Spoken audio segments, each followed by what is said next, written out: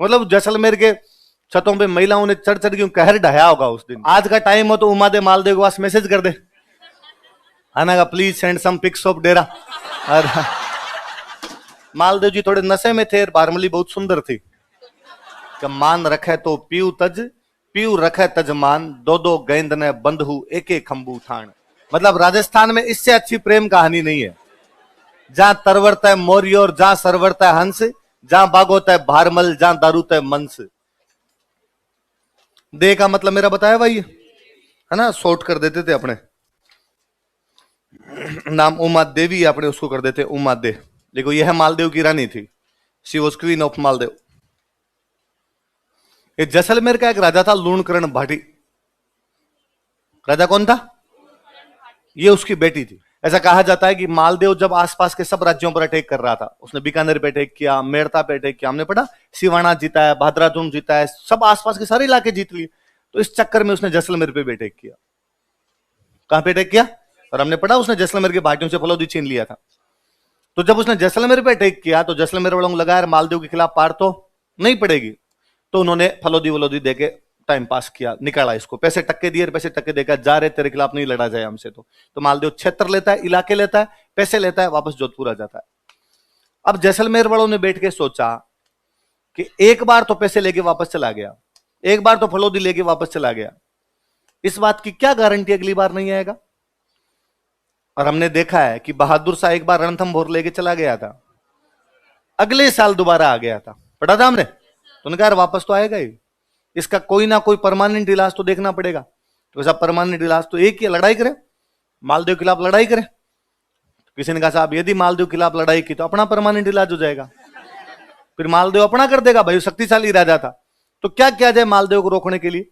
तो लूणकरण की राजकुमारी थी, उसका नाम था उमादेव। क्या नाम था? जैसलमेर के राजा कौन है? लूणकरण, और उनकी राजकुमारी का नाम क्या है? उमादेव। बेहद सुंदर राजकुमारी थी, खूब सारे राजकुमार उमादेव से शादी करना चाहते थे। लूणकरण जी खुद अच्छा राजकुमार देख रहे थे, अच्छा राजा देख रहे थे जिसके साथ उमादेव की शादी कर सके। और किसी ने कहा कि साहब अपने उमादेव की शादी मालदेव के साथ कर देते हैं। एक तो मालदेव से योग्य जवाई कहां मिलेगा अपने को, हिंदुस्तान का सबसे बड़ा हिंदू राजा है वो, एक तो वो काम भी ठीक रहेगा आपने, और दूसरी बड़ी बात जब अपना जवाई बन जाएगा तो अटैक भी एक तीर से एक पंथ दो काज, अच्छा वर मिल जाएगा और जैसलमेर खतरे से भी बच जाएगा।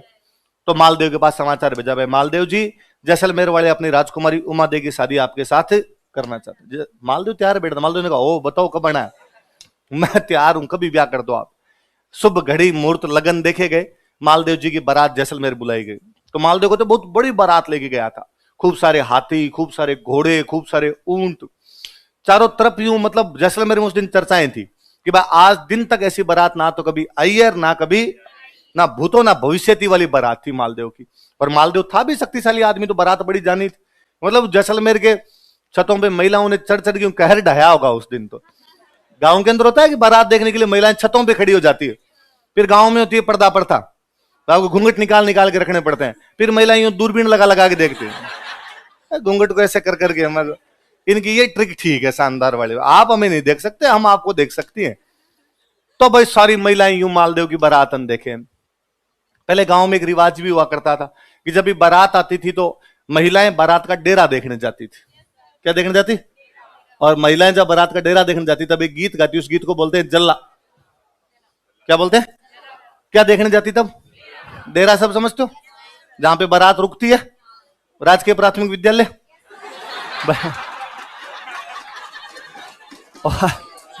और तो बारात कहां रुके? हाँ, ये मैरिज गार्डन तो आपके शहरों के अंदर आए, गांव में तो फिक्स हुआ करती थी।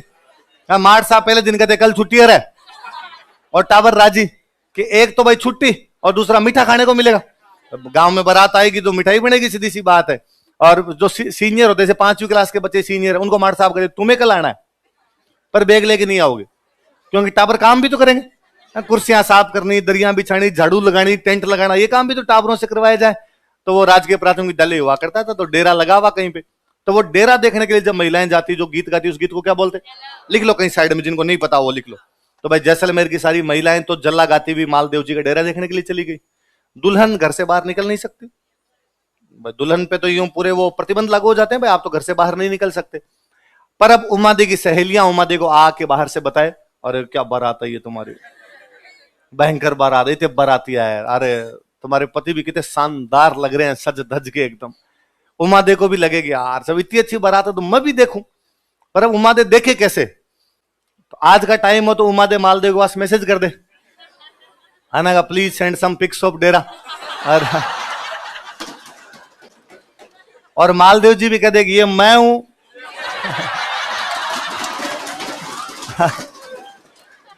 मालदेव जी भी भेज सकते हैं ऐसे, है ना, इंस्टाग्राम पे फोटो डाल दे मालदेव जी, वहां से देख ले, पर यहां तो अब कोई तरीका था नहीं।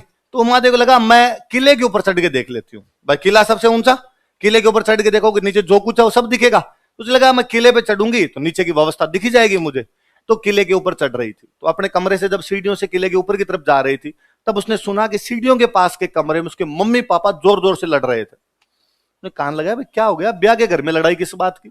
और लूणकरण जी अपनी रानी को कह रहे थे कि आज जैसे ही मालदेव फेरों में आएगा मैं मालदेव को मार दूंगा। वो बेचारे कैसे मार दोगे अपना जवाई? उसने जवाई लिचड़ आदमी 10 दिन पहले अपने बैठे करने के लिए आया था और डर के मारे इससे लड़ाई कर नहीं सकते, इस चक्कर में तब पैसे देके वापस भेजा था और आज बाई ब्याहनी पड़ रही है, बेटी देनी पड़ रही है, वरना इस आदमी को मैं घर पे नहीं चढ़ने दूं। जवाई बनाने की बात तो बहुत बड़ी है। अब इसको वैसे तो मार नहीं सकते युद्ध में, तो आज फेरों में जब आएगा तो अकेला आएगा, और जब अकेला आएगा तब मारेंगे इसको, वहां पे बैठे को मारेंगे। धोखा करोगे? उसने कहा धोखे वोखे छोड़ तू, आज मारेंगे इसको। अरे तो अपने बेटी का भविष्य बाद में क्या होगा? कहा सती कर देंगे, इसको मारेंगे आज। और यदि तूने किसी को बता दिया तो पहले तेरे को मारूंगा। वो बेचारी डाकी से डरे उससे, तू जाने तेरा काम जाने, तेरी बेटी है मेरी बेटी तेरी भी, अब तू मारना ही चाहता तो मार मत, क्या ही कर सकती हो। उमा दे ने जब ये बात सुनी तब उमा दे बेचारी पसो पैस में कि अब किसका साथ दे। एक तरफ उसके पिता है जो ये कह रहे हैं कि मालदेव को मारा जाएगा, एक तरफ वो मालदेव उसका होने वाला पति है। उसे लगा मुझे पिता का साथ देना चाहिए, होने वाले पति का साथ देना चाहिए। और उसे तुरंत वापस दिमाग में आता है कि हिंदू धर्म कहता है कि सगाई अपने आप में आधा विवाह है, इसलिए मालदेव मेरे पति है और मेरे पति को बचाना ज्यादा जरूरी है।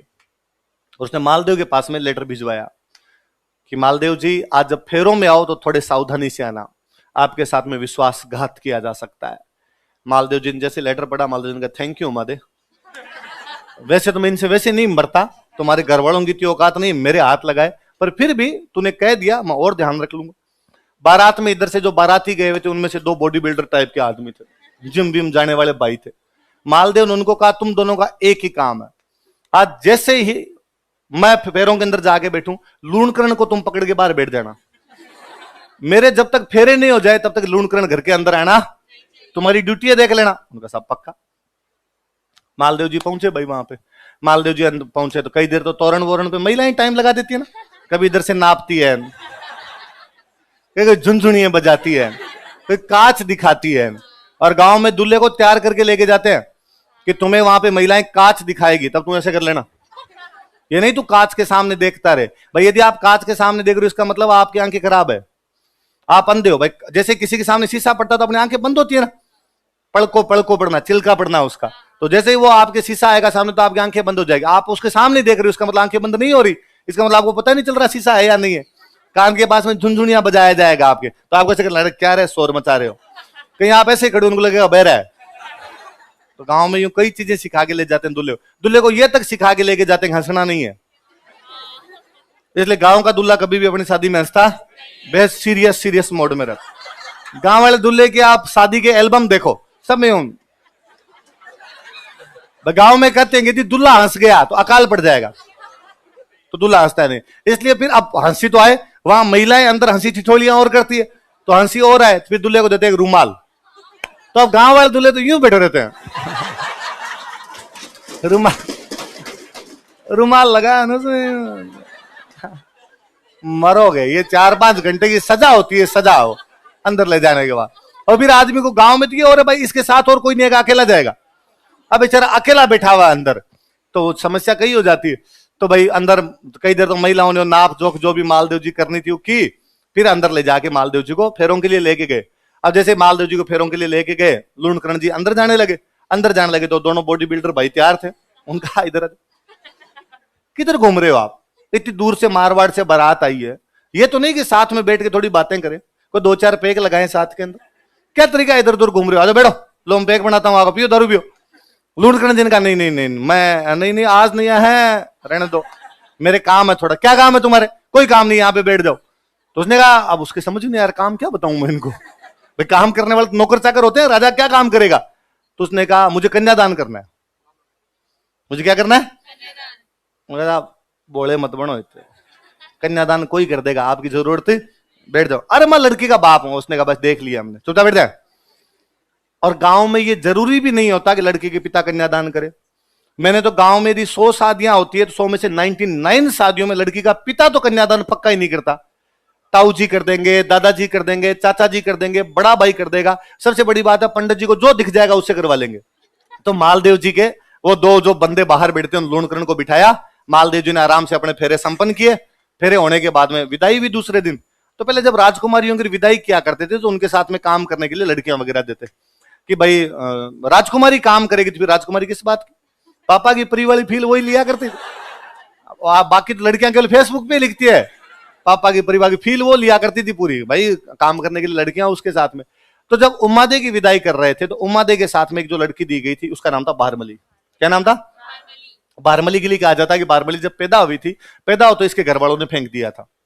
आज भी अखबारों में राह पढ़ते हो, नवजात कन्या को अस्पताल में छोड़कर भागे मम्मी पापा, है ना। नवजात कन्या कचरे के ढेर में सड़क के किनारे मिली, अभी भी है। समाज आज भी नहीं सुधर पाया तो आज के 700 साल पहले तो स्थितियां और गंभीर रही होगी। अच्छा अब तो क्या होता है, मान लो आप सुबह सुबह कोचिंग आ रहे हो और आपको किनारे सड़क किनारे कोई बच्ची ऐसे मिल जाए तो आप क्या करोगे? पुलिस को फोन करोगे, आप हॉस्पिटल लेके जाओगे बच्चे को। पहले पुलिस हॉस्पिटल सब राजा ही तो हुआ करता था। तो किसी को बच्ची मिली, उसने ले जाके लूणकरण जी को दे दी, साहब बच्ची सड़क के किनारे पड़ी थी, आप राजा हो, रक्षा करो। राजा ने पाल पोस के उस बच्ची को बड़ा किया। अपनी उमादे के हम उम्र थी तो उमादे के साथ में पली बड़ी वो। उमादे की बहुत अच्छी सहेली थी। तो उमादे ने अपने पिताजी से कहा भी कि भाई जब मैं जाऊं तो मेरे साथ में इसको भी भेजना, ताकि मेरा जी तो लगा रहे, मेरे से बातें तो करती रहेगी। तो उमादे के साथ में एक जो दासी भेजी गई थी उसका नाम क्या था? बात। अच्छा शाम को मालदेव जी सुहागरात आई तो मालदेव जी थोड़े तैयार व्यार होके आ गए अपने कमरे के अंदर। उमादेव रानी थे तो उनको तैयार होने में टाइम लगा थोड़ा। किसी ने आगे नौकर चाकर ने कहा भाई मालदेव जी अपने महलों के अंदर आ गए। उमादेव को लगा मुझे जाने में टाइम लगेगा थोड़ा, तो बारमली वहीं बैठी थी। उसने बारमली कहा कि तू एक बार मालदेव जी को जाकर देख, मुझे आने में टाइम लगेगा। मालदेव जी थोड़े नशे में थे, बारमली बहुत सुंदर थी। इस बात का पता उमादे को चला। उमादे ने कहा बेलखने आदमी, तो 10 मिनट वेट नहीं कर पाया। ऐसे आदमी के साथ जिंदगी कैसे बिताई जा सकती है, और मैं इस आदमी का तो चेहरा भी देखना पसंद ही। और उस दिन के बाद में उमादे ने कभी मालदेव का चेहरा नहीं देखा। इसलिए उस महिला को हम किस नाम से जानते हैं? वो यहां से नाराज होकर तारागढ़ रहती है। जब गिरी सुमेल वाला युद्ध होता है तो उमादे मालदेव के पास समाचार भिजवाती है कि मैंने समाचार सुना है कि दिल्ली से शेरशाह की सेना जोधपुर की तरफ आ रही है, आप अपनी सेना को जोधपुर भेज दीजिए, मैं जोधपुर के अंदर अजमेर भेज दीजिए, मैं अजमेर में शेरशाह से लड़ाई कर लूंगी। लेकिन मालदेव जी ने कहा कि नहीं, हम अजमेर नहीं लड़ेंगे, हम जेतारण लड़ेंगे, आप भी अजमेर खाली करके जोधपुर की तरफ वापस आ जाओ। फिर वो जोधपुर के पास में कोई गांव था, उमादे कुछ दिन तक वहां पे रहे। बाद में यहां से केलवा चले गए थे। केलवा उनका ननिहाल हुआ करता था। एक बेटे को गोद ले लिया था उन्होंने, मालदेव की एक दूसरी रानी से बेटा हुआ था राम सिंह। क्या नाम था? राम सिंह को गोद ले लिया था और वहां केलवा के अंदर रहा करते थे। कहते मालदेव जब मरे तब उमादे के पास में समाचार भेजा गया कि भाई मालदेव जी की डेथ हो गई। तो उमादे वहां केलवा के अंदर सती होती है और उसने कहा भाई ये बेलखना था, ये लिचड़ आदमी था और इसने अपने पति होने के धर्म को नहीं निभाया, मैं मेरे पत्नी होने के धर्म से कैसे हट सकती हूँ पीछे। भले ही मैंने इस आदमी का पूरी उम्र फेरों के बाद में चेहरा नहीं देखा हूं, मैंने पूरी उम्र इस आदमी से बात नहीं की, लेकिन मैं मेरा कर्तव्य जो होता है वो निभा दूंगी कि मुझे इसके साथ सती होना, तो मैं इसके साथ क्या हो जाऊंगी? सती। उस महिला को हम किस नाम से जानते हैं? रुचि रानी। क्या नाम था उस रुचि रानी का? कौन सी दासी कारण नाराज हो गई थी? अच्छा होता क्या था भाई, जैसे मालदेव की डेथ भले ही जोधपुर में हुई हो, लेकिन बाद में मालदेव के जो कपड़े वगैरह थे वो भेज दिया करते थे। रानी कहीं दूर है तो मालदेव जी की पगड़ी भेज दी, तो पगड़ी के साथ में वैसे भी सती हो जाया करते थे। तो वो केलवा के अंदर वहीं सती हो गई थी उमादे, और अपना पूरा टाइम उन्होंने वहीं बिताया था। मैंने बताया था कि बेटा गोद ले लिया था राम सिंह, हाँ तो राम सिंह के साथ में वहीं रहा करते थे। वो मालदेव की किसी दूसरी रानी का बेटा था वो, राम सिंह नाम करके। अच्छा उमादे की कहानी तो यही है, उमादे चले गए, पर बारमली तो मालदेव के पास ही थी। बारमली तो यही रह गई थी ना मालदेव के पास ही। तो कहते हैं भाई पहले तो एक बार जब उमादे यहाँ पे जोधपुर के आसपास के किसी गांव के अंदर रहा करते थे तो मालदेव को और एक दिन फील हुआ ऐसे कि यार गलती तो मेरी थी और मेरी वजह से उमादे नाराज होके चले गए, तो उमादे को वापस बुलाना चाहिए। तो उसने वापस बुलाने के लिए जिस बंदे को भेजा था वो ईसरदास जी थे, जिन किताबें लिखी हमने ऊपर। ईसरदास जी अच्छे कवि थे। ईसरदास जी को कहा, ईसरदास जी आप जाओ और उमादेव को समझा के वापस लेके आओ। ईसरदास जी ने कहा ठीक है।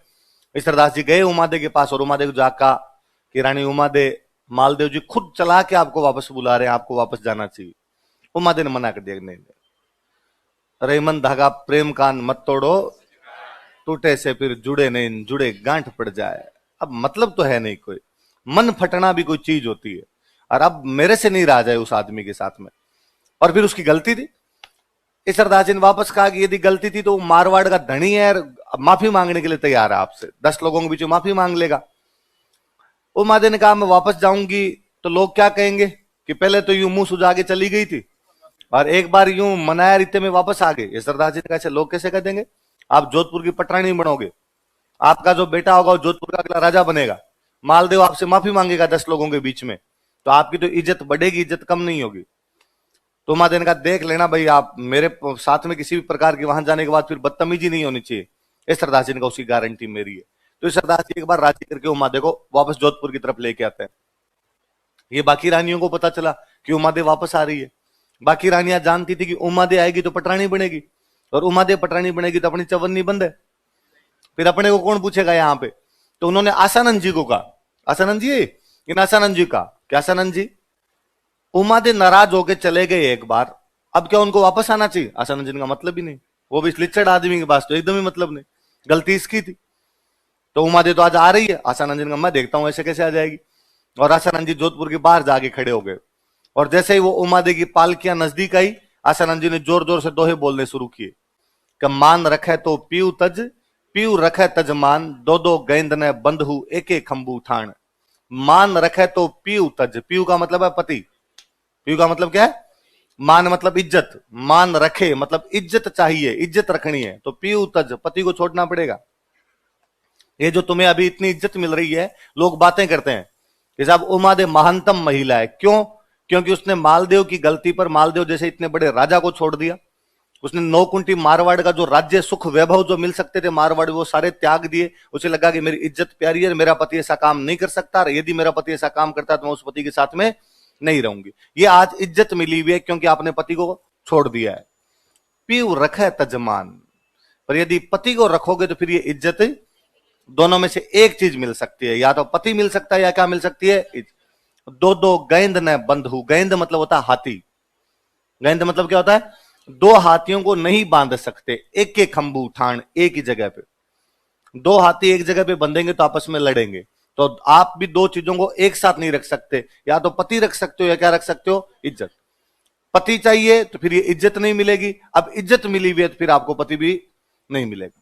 उमादेव को झाड़ झाड़ उठी दुआ सुनने के बाद में, उमादेव वापस चली गई थी, फिर उसके बाद में वापस आई नहीं थी कभी उमादेव। तो उमादेव को वापस भेजने वाला कोई बंदा था, तो वो कौन थे, कौन थे, आसानंद जी। अब उमादेव तो चले गए यहां से, बारमली मालदेव के पास थी।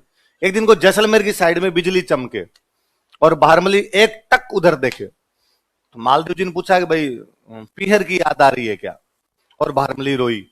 और बारमली ने कहा भाई पीहर किसको याद नहीं है, मैं वहां खेली कूदी, बचपन मेरा वहीं बीता पूरा, पर मैं किस मुंह से जैसलमेर जाऊं। तो मालदेव जी ने कहा क्यों, तो कहा मैं जैसलमेर जाऊंगी तो जैसलमेर राज परिवार वाले क्या कहेंगे, भाई हमारी बेटी का घर उजाड़ के आई है और मेरे को 4 बातें सुनाएंगे। मालदेव जी ने कहा इतनी औकात उनकी, तू जा कल। बारमली को भेजा, साथ लेटर लिख के भेजा कि यदि बारमली के साथ किसी भी प्रकार की बदतमीजी हुई मैं आक्रमण कर दूंगा। जैसलमेर वालों क्या औकात यार, मालदेव के खिलाफ कुछ बोले। अब बारमली वहां जाके आराम से जैसलमेर में रहे। वहां जो जैसलमेर का राजकुमार था वो शादीशुदा था, उसके 3 रानियां थी ऑलरेडी, पर बारमली सुंदर थी। वो जैसलमेर वाला राजकुमार बारमली के आसपास में चक्कर काटे। उन तीनों रानियों को लगा भाई अपने खतरा उत्पन्न हो सकता है। उन तीनों रानियों में से एक जो रानी थी वो बाड़मेर में गांव पड़ता है कोटड़ा, कौन सा गांव है, वहां का कोई बाघ सिंह नाम का एक आदमी था, उस बाघ सिंह की बहन थी। वो कोटड़ा का था इसलिए हो गया कोटड़िया, बाघ सिंह नाम था इसलिए हो गया बागा, बागा कोटड़िया। क्या नाम था, वो डाकू टाइप का आदमी था, इधर उधर से अमीरों को लूटता, गरीबों में धन बांट दिया करता, मस्त मोला रॉबिन हुड चुलबुल पांडे था अपने टाइम का। अच्छा, उन तीनों रानियों ने उस बीच वाली रानी को कहा कि भाई तू तेरे भाई को बुला ले, तेरा भाई कोई इलाज कर सकता है इनका, बाकी तो पार नहीं पड़ेगी, अपना घर बर्बाद हो जाएगा। तो उसने भाई के पास मैसेज किया, बागा कोटड़िया बहन से मिलने के लिए आया, पूछा भाई क्या दिक्कत हुई। उसने कहा मैं तो बहन हूं, क्या ही भाई से ऐसी बात करूं, पर आपसे कौन सी बातें छुपी हुई है। ये बारमली हमारी ननद का घर बर्बाद करके आई है और आपके जो जवाई साहब वो एकदम बॉर्डर लाइन पे है ना, और हमारा घर कभी भी बर्बाद हो सकता है। बागे ने कहा तो एक काम करना, कल जब मैं जाऊं तो तिलक निकालने के लिए तू मत आना। गांव में होता है भाई, अपने बहन के घर पे जाते हैं, दूसरे दिन जब आते हैं तो बहन तिलक विलक निकालती, गांव में सीख देना, तो सीख देने के लिए तू मत आना और इस बारमली को भेज देना। उसने कहा ठीक। दूसरे दिन बागा सुबह सुबह 7 बजे उठा, उठते ही बिना मुंह धोए बिना चाय पिए जाके ऊंट पे बैठा। तो जैसलमेर वाले बेचारे भागे भागे आ रहे कि क्या गलती हो गई, चाय पानी तो पी के जाओ, कहां भाग रहे होते। अरे नहीं नहीं मेरे काम में याद आ गया, हमारे गांव में कोई काम है और मुझे फटाफट जाना पड़ेगा। तो किसी सियाने आदमी ने कहा सीख तो लेके जाओ, बिना सीख लिए नहीं जाते। तो उसने कहा फटाफट मेरी बहन को जाके कहो कि आगे तिलक निकाल दे, मैंने ऊंट खड़ा ही नहीं किया, ऊंट बैठा ही है अभी। तो वो अंदर गए, अंदर जाके उसकी बहन को कहा भाई तुम्हारा भाई जा रहा है, तिलक विलक निकाल दो। बहन की तो भाई के साथ पूरी बातचीत हो ही रखी थी। बहन ने फालतू के यूं नखरे किया, अरे मत नहाई नहीं, ओढ़नी कहां गई मेरी। तो बारमली नहा धो के सुबह सुबह एकदम तैयार बैठी थी। उसने बारमली कहा बारमली तू तैयार ही है, तिलक कित निकालना, तू निकाल दे। बारमली ने कहा मैं निकाल दूंगी। बारमली बाहर तिलक निकालने के लिए गई, तो जैसे हाथ ऊपर करके तिलक निकाल लगी, बागे ने हाथ पकड़ा और ऊंट पे बिठा लिया। बागा वहां से लेके फरार हो गया। तो जैसलमेर से कोटड़ा आते आते बागा को बारमली से, बारमली को बागा से, मतलब राजस्थान में इससे अच्छी प्रेम कहानी नहीं है। जहां तरवरता है मौर्य और जहां सरवरता है हंस, जहां बाग होता है भारमल, जहां दारूता है मंस। जहां जहां पे पेड़ है वहां वहां पे मोर आएंगे, जहां जहां पे तालाब है वहां वहां पे हंस आएंगे, जहां जहां पे शराब है वहां वहां पे मांस होगा, जहां जहां बागा रहेगा वहां वहां भारमली रहेगी। मतलब बेहतरीनतम लव स्टोरी है, बेइंतहा मोहब्बत किया करते थे दोनों। अब ये बात मालदेव को पता चली। बारमली को कौन ले गया, और उसने कहा अटैक कर दो इनको, इस बागे पे अटैक करो, बारमली को वापस लेके आओ। तो लोगों ने समझा कि साहब अटैक कर मत देना, पहली बात तो डाकू आदमी है, और बारमली को लेके आगे भाग गया, सिंध की तरफ चला गया, अपने हाथ नहीं आया तो बेइज्जती कि साहब मारवाड़ के राजा की सेना गई और एक डाकू को पकड़ ही नहीं पाई। दूसरी बात साहब दासी के लिए आक्रमण, लोग क्या कहेंगे कि दासी के चक्कर में आक्रमण कर दिया। मालदेव ने कहा तुम नहीं जानते, तुम मैं कह रहा हूं उतना काम करो तुम, और तुम अटैक करो। किसी ने कहा ऐसे नहीं होता, देखो राज्य की सेना जाती है तो किसी ढंग के काम के लिए जाती है, यूं लुगाइयों के लिए अटैक करती नहीं घूमती है। तो मालदेव जी ने दिमाग लगाया, यार बात तो सही है। तो मालदेव ने कहा रुको रुको रुको, एक मिनट। वो उस दिन उमादेव वापस आ रही थी, तो दो ही कौन बोल रहा था उधर। तो आसानंद जी ने कहा साहब मैं था। तो कहा मिस्टर आसानंद तुम्हारे चक्कर में उमादेव वापस गई, अब तुम किसको लेके आओगे, बारमली को लेने के लिए जाओ। आसानंद जी ने कहा ये पक्की बात, मैं बारमली को लेके आ जाऊंगा। तो आसानंद जी बागे से बातचीत करने के लिए कोटड़ा गए। अच्छा, बाग जी को जब इस बात का पता चला कि आसानंद जी जैसा महान विद्वान मेरे से मिलने के लिए आ रहा है, तो सामने चला के गया 3 कोस। कितने कोस चला गया, एक कोस में 3 किलोमीटर होते हैं, तो मतलब 9 किलोमीटर सामने जाके, और आसानंद जी को जाके दंडवत प्रणाम किया। धनगढ़ी धनबाग हमारी धरती पे आसानंद जैसा महान विद्वान पधारा और पालकी में खुद उठा के लेके आया, और आसानंद जी क्या राजी हुए। अरे यार बागे ने कितनी इज्जत की मेरी। आने के बाद भी उनके पैर वेर दबाए गए थे, दूर चला के आए हो आप, पैर दर्द करने लग गए होंगे। चाय पानी पिलाया उनको, शिकार खिलाने के लिए साथ में लेके गया। शाम को आया तो बारमली ने अच्छे अच्छे पकवान बना रखे थे। आसानंद जी ने जब देखा कि बागा और बारमली दोनों मेरी कितनी सेवा करते हैं, उन्होंने जब देखा कि बारमली बागा से, बागा बारमली से कितना ज्यादा प्यार करता है, आसानंद जी वहीं रह गए, वापस गए नहीं।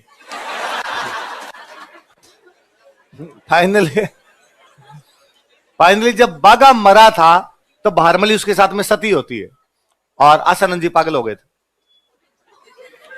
आसानंद जी जगह जगह बागा बागा करते घूमते। अच्छा, अपने मारवाड़ से उधर आगे रियासत लगती अमरकोट, अमरकोट के कोई राणा जी थे, और उनको इस बात का पता चला भाई आसानंद जी आजकल पागल हो गए हैं और इधर उधर घूमते रहते। लोगों ने कहा साहब कपड़े नहीं उस आदमी के शरीर पर, अब इतनी पागल अवस्था है, और महान विद्वान है, आपको ध्यान रखना चाहिए उनका थोड़ा। तो अमरकोट राणा जी ने उनको अपने पास बुला लिया, और अमरकोट राणा जी पूरा ध्यान रखे, आसानंद जी को पास में बिठा के रखे, हर बात में उनसे पूछ पूछ के काम करे, अपने साथ रखे, साथ खाना खिलाए, साथ शिकार के लिए लेके जाए। पर आसानंद जी एक ही बात करे, थोड़ी देर हो जाएगा बागा बागा, बागे ने ये किया, बागे ने वो किया। तो अमरकोट राणा जी को एक दिन यूं ईगो प्रॉब्लम हुई। ईगो प्रॉब्लम तो हो भाई आदमी को, और उन्होंने कहा यार बागा था तो एक डाकू ही, इधर उधर डाके मारता घूमता था, मैं राणा हूं यार यहाँ का, और आप क्या उसकी उसकी बातें करते रहते हो, मेरे सामने क्या था। और आसानंद जी ने उसकी तरफ देख के कहा तुम बागे के पैर की जुत्ती नहीं है, बागा बागा था साहब। तो उसने कहा इसका मतलब आप बागे का नाम लेना पूरे जीवन बंद नहीं करोगे कि ना, जब तक है जान तब तक तो बागे का नाम ऐसे ही लिया जाएगा। तो उसने आसानंद जी के पोते को बुलाया और पोते को बुलाकर तेरा दादा यदि एक पूरी रात और बागे का नाम नहीं ले तो हर 1 घंटे पे 1 लाख सोने के सिक्के दूंगा। पोते की इकोनॉमी पड़ी हुई थी, पोते ने दिमाग लगाया कि रात में 7-8 घंटे तो आराम से होते हैं, 7-8 लाख सोने के सिक्के मिलेंगे, 7-8 पीढ़ियां तिर जाएगी अपने। और उसने अपने दादाजी को जाकर दादाजी प्लीज फॉर नेक्स्ट 7 जनरेशन, है ना, ये इतना काम कर दोगे आपके कोई फर्क नहीं पड़ेगा। आसानंद जी ने कहा देख बेटे मैं बिना बागे के नाम के नहीं रह सकता, फिर भी तू इतना ज्यादा फोर्स कर रहा है तो आई विल ट्राई। शाम को बिठाया भाई आपका समय शुरू होता है, अब से आपको बागे का नाम नहीं लेना है। तो आसानंद जी को लगा बागे का नाम तो आ जाएगा आपने, तो आसानंद जी राम राम राम राम राम राम बोलना शुरू कर दिया। राम जी का नाम लेके दूसरा नाम दिमाग में आएगा नहीं, पर डोकरे से 10 मिनट राम जी का नाम लिया गया। फिर जोर जोर से बोलने शुरू किए कि बागा आओ बड़े घर कोटड़ा तू धनी, जासी फूल झड़े पर बास न जासी बाग जी। हे बागा फूल झड़ जाता है लेकिन उसकी सुगंध नहीं जाती, तू मर गया लेकिन तेरी याद मेरे दिल से ठोड़ ठोड़ पग दौड़ करस्या पेट रहे कारण, रात दिवस राठौड़ बिसरिया नहीं बाग जी। कि पेट भरने के लिए आदमी कहीं कमाई कर लेगा, हे बागा राठौड़ पेट भरने के लिए तेरे को कैसे भूला जा सकता है, चंद रुपयों के लिए आसानंद तेरे को कैसे भूल सकता है। पोते ने कहा फिर याद ही कर लो, क्या कर सकते हो। तो आसानंद जी ने एक तो उमादे पे किताब लिखी थी, एक बागा बारमली पे लिखी थी। उमादे को वापस भेजा था तो उमादे पे लिखी, साथ में किसके रहते थे तो बागा बारमली लिखो। उमादे बटेणी रा कवित, बागा बारमली रा दुआ। दुआ समझते हो मेरा बताया हुआ दोहे, एक लिखो गोगा जी री पेड़ी,